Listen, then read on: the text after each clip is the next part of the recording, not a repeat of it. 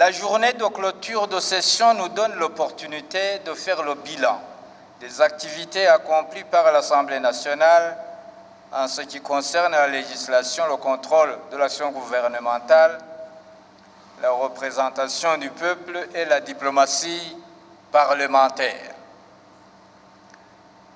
S'agissant du vote de loi, l'Assemblée nationale a analysé et adopté les projets de loi suivants.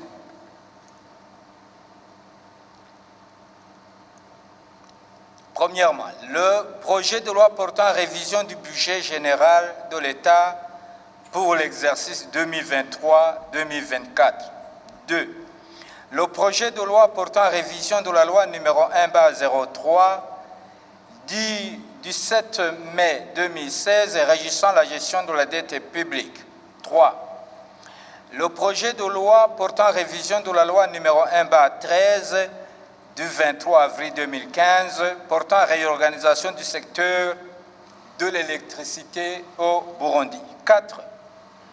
Le projet de loi portant ratification par la République du Burundi de l'accord entre le gouvernement de la République du Burundi et le gouvernement de la Fédération de Russie sur la coopération dans le domaine de l'énergie nucléaire.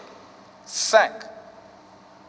Le projet de loi portant ratification par la République du Burundi de l'accord de don numéro E2650-BI pour le financement du projet pour l'emploi et la transformation économique au Burundi entre la République du Burundi et l'Association internationale de développement IDA.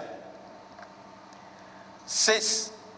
Le projet de loi portant ratification par la République du Burundi de l'accord entre le gouvernement de la République du Burundi et le gouvernement de la Fédération de Cuba sur l'exemption réciproque des visas pour les détenteurs de passeports diplomatiques officiels et de service. Et 7. Le projet de loi organique portant modification de la loi organique numéro 1/21 du 3 août 2019 régissant la Cour suprême.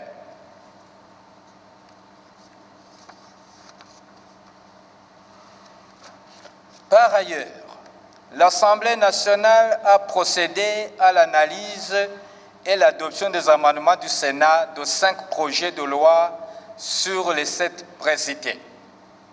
Honorables députés, distingués invités, Mesdames, Messieurs, sur le plan de la représentation du contrôle de l'action gouvernementale, l'Assemblée nationale a reçu des éclaircissements sur certaines actions réalisées ou en cours d'exécution par le gouvernement à travers des séances de questions orales. C'est ainsi que le ministre de la Santé publique et de la lutte contre le sida est venu à l'Assemblée nationale afin de répondre aux questions orales des députés sur le rapport d'audit de capacité de gestion budgétaire du ministère produit par la Cour des comptes pour la période de 2019-2020 à 2022-2023. L'Assemblée nationale a aussi adressé des questions orales à l'endroit de 3 membres du gouvernement, à savoir le ministre de la Santé publique et de la lutte contre le sida, celui de l'environnement, celui de l'agriculture et de l'élevage, ainsi que celui du commerce, du transport, de l'industrie et du tourisme. Ces questions faisaient suite au rapport de la descente conjointe des commissions permanentes de l'agriculture, de l'élevage, de l'environnement, du développement communal et des travaux publics et celle des affaires sociales, du rapatriement, du genre, de l'égalité, des chances de la lutte contre le sida, sur l'évaluation de l'état des lieux, du fonctionnement du BBN et de la BREMA, ainsi que de la mise en place de la BREFPA et de la NAMSA.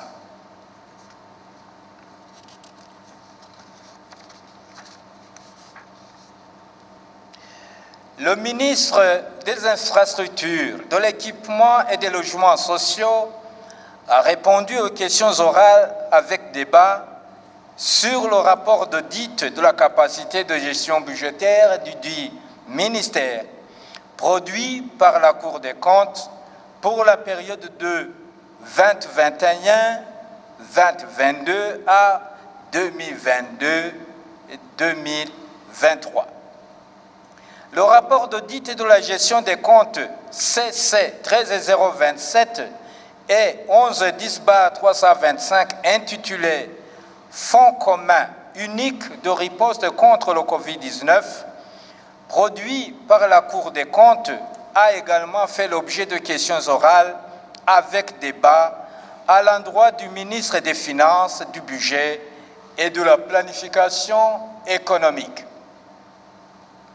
En outre, l'Assemblée nationale a adressé des questions orales au ministre de l'Hydraulique, de l'Énergie et des Mines concernant le rapport d'audit de la capacité de gestion budgétaire du ministère réalisé par la Cour des comptes pour la période de 2019-2020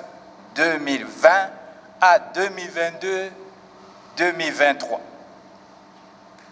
L'Assemblée nationale a aussi suivi le rapport d'exécution du budget de l'État pour l'exercice 2022-2023 et pour le premier trimestre de l'exercice 2023-2024, présenté par le ministre des Finances, du Budget et de la Planification économique. De même, le ministre de l'Intérieur, du Développement communautaire et de la Sécurité publique a été invité pour une séance de questions orales avec débat, lui adressé par les députés sur le rapport d'audit de capacité de gestion budgétaire du ministère établi par la Cour des comptes pour les exercices de 2021-2022 et 2022 à 2023. Également, la Cour des comptes a procédé à la présentation de son rapport général pour l'année 2022 devant l'Assemblée nationale réunie en plénière. De son côté, l'Ombudsman de la République du Burundi a présenté le rapport de cette institution pour la période du 23 novembre 2022 au 31 décembre 2023 devant l'Assemblée nationale réunie en séance plénière.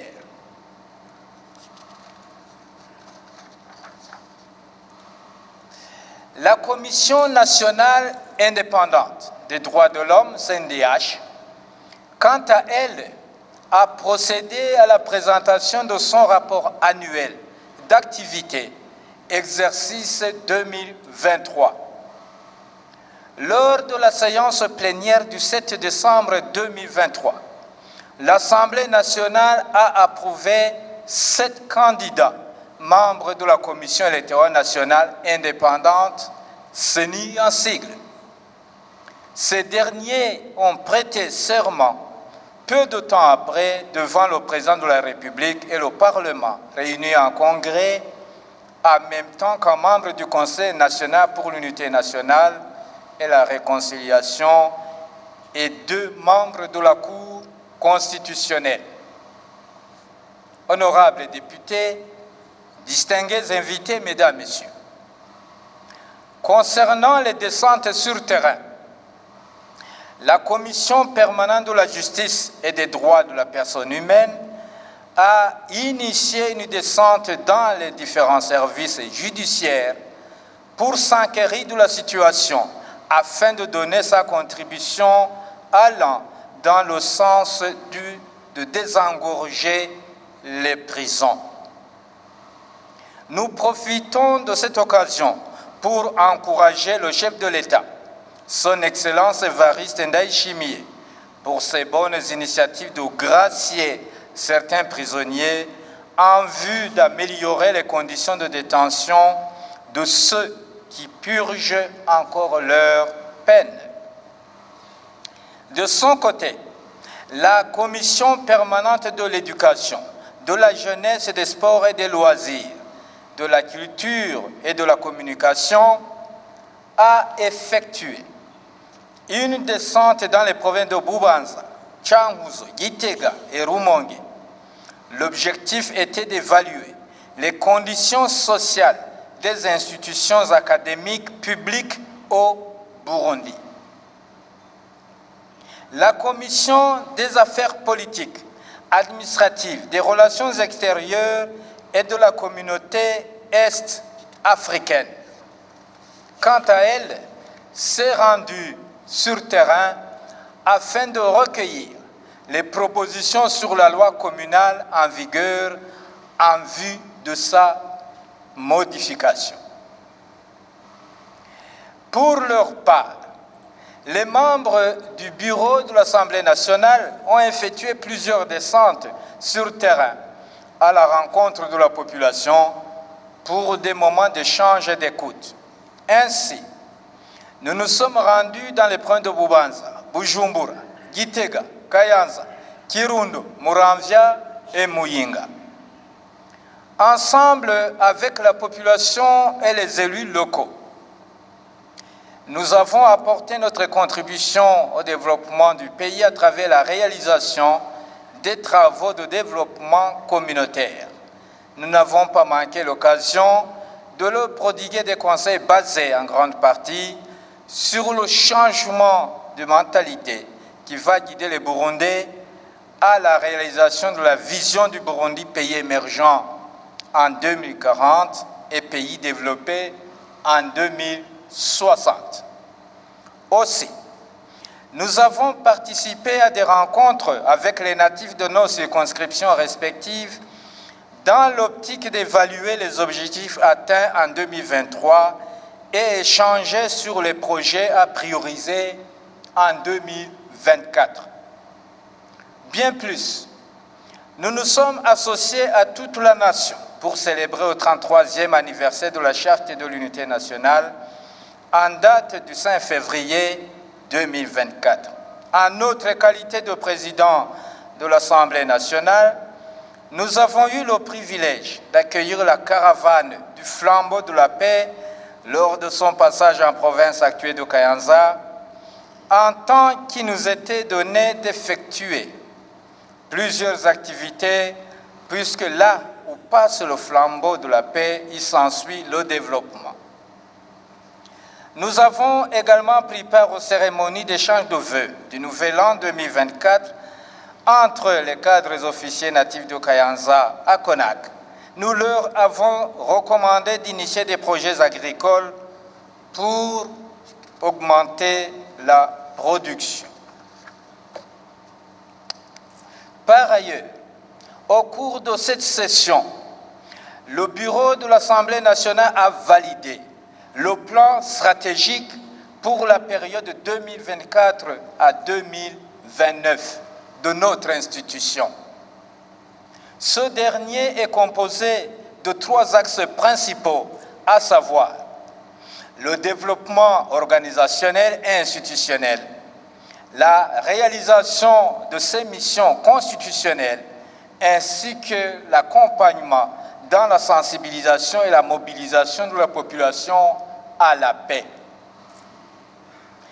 Dans le cadre du renforcement des capacités, des honorables députés, membres de la Commission des affaires politiques, administratives, des relations extérieures de la communauté est-africaine et certains membres du personnel de l'Assemblée nationale ont bénéficié d'un séminaire d'information et d'échange sur la politique étrangère burundaise et les modalités de négociation de partenariat et d'accords de coopération. Sur le plan de la diplomatie parlementaire, des délégations venues en visite de travail ou de courtoisie ont été reçues en audience par les membres du bureau de l'Assemblée nationale. Ainsi, nous avons reçu en audience M. Raoul Sat, directeur de la société CCBA Design, une délégation de la Douma d'État de l'Assemblée fédérale de la Fédération de Russie, Son Excellence Hamid Boukrif, ambassadeur de la République algérienne démocratique et populaire au Burundi, et enfin le représentant résident du FUNUAP au Burundi, M. Judikael Elich.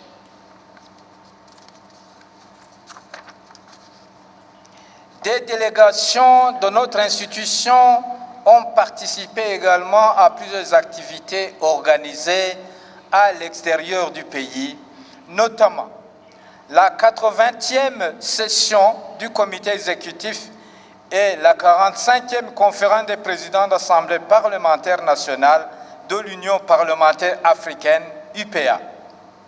Les assemblées parlementaires régionales de l'Organisation des États d'Afrique, des Caraïbes et du Pacifique, OACP, et la première assemblée parlementaire paritaire, OACP, Union européenne.